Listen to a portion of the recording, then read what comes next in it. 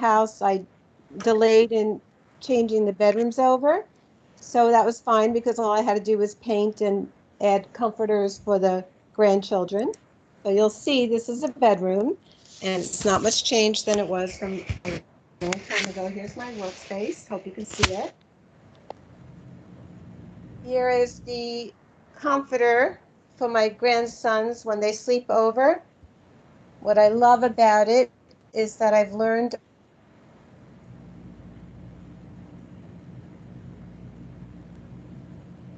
a lot about dinosaurs. This is my library. Here, can you see my library? Top. EOS right on top. See that? And what's underneath it? Grumpy Monkey. So I'm pretty sure right before this, Grumpy Monkey was on top of EOS. Yeah, so this is a mixed use bay, and it's quite comfortable. When I take out the blackout curtains, it's actually pretty bright here. And having some other people that make me happy. So we'll go over here.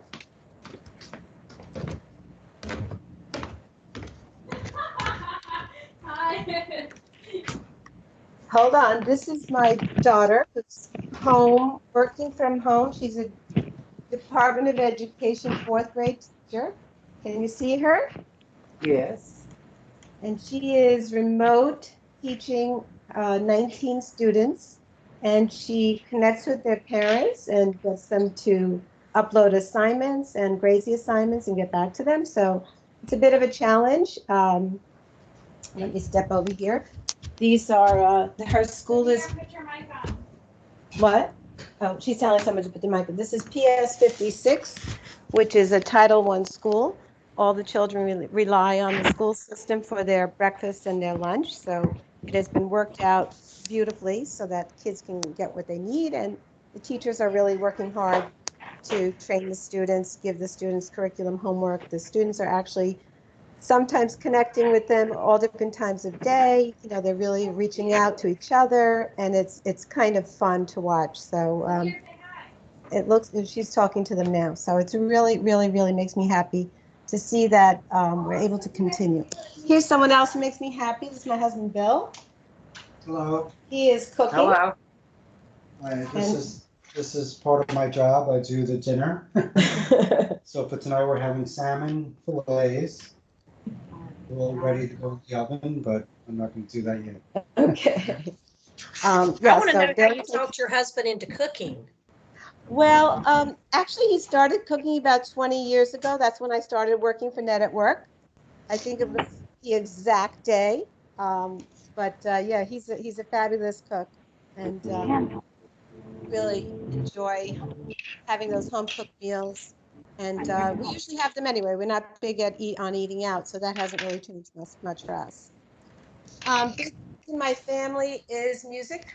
Some of you might have had conference calls with me when I've been home, and the band has been here downstairs playing. Believe it or not, my husband still plays in several bands, enjoys that. My children have had different levels of interest in music. That's big in our family, and I really, really, really love that. It's a big part of what we do with the grandkids too.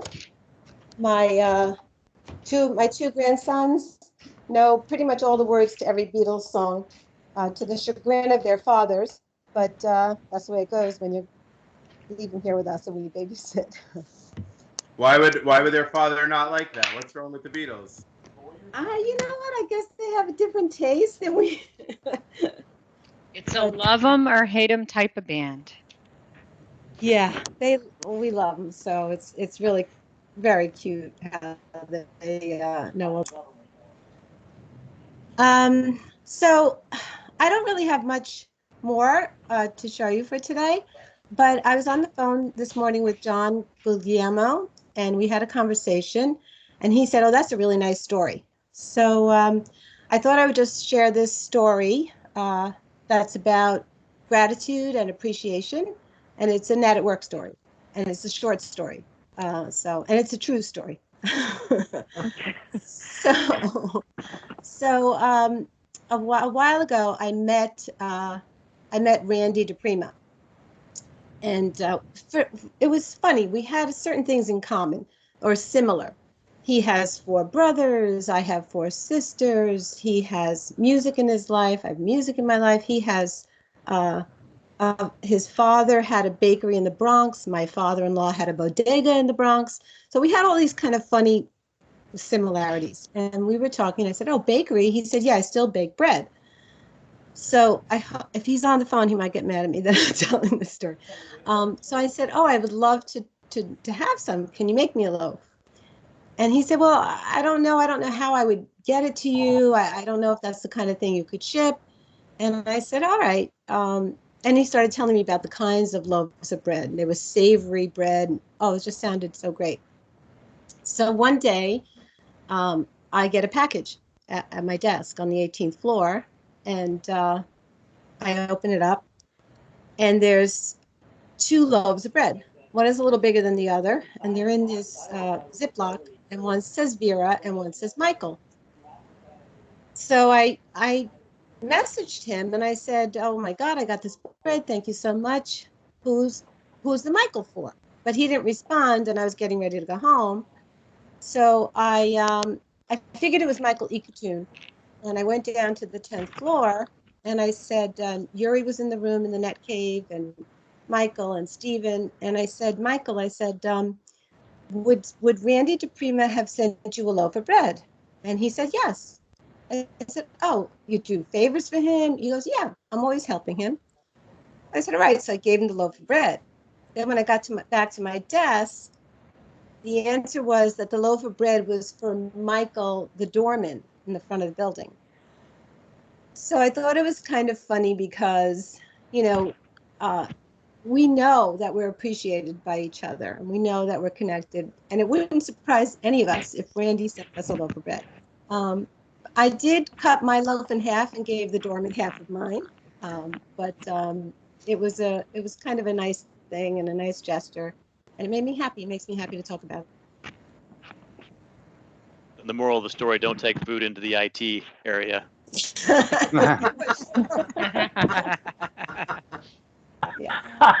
Beautiful story. Very nice. Yeah. Okay, guys, that's what I got. I have to go back to some assignments that I have, but this is really fun. Thank you, Adam, for starting this, and forward to seeing what the rest of you have to share. Thank you, Vera. Much appreciated. I actually wanted to interview your daughter, and I'm fascinated by teachers and how they're dealing with this new reality and how they've had to mobilize on all of this electronic training. I think it's interesting because we're all dealing with it, and it's a huge adjustment. It is. But she's busy, so I didn't want to bother her. Yeah, and it's funny because she's supposed to log off at like 2:40, but she gets calls until 6, 7 at night. A lot of the parents of her kids are out working, and they have 3 or 4 kids. They have 1 laptop, so they have to stagger when the kids do their work. And so she just doesn't have it in her heart to say, I can't take this call. So it's pretty amazing what's going on. So yeah, it's good. Awesome. Thank you so much. I appreciate it. Bye, And everybody. Be we'll see well. everyone tomorrow. And our presenter for Okay. tomorrow will be a surprise as well. So looking forward to it. Thanks, Okay. Vera. It's good to see Thanks, you Vera. smiling. Thank Bye-bye. you. Thank Bye-bye, you, everybody. Thanks, everybody. Thank you. Bye. Thank you. Bye. Bye. Bye.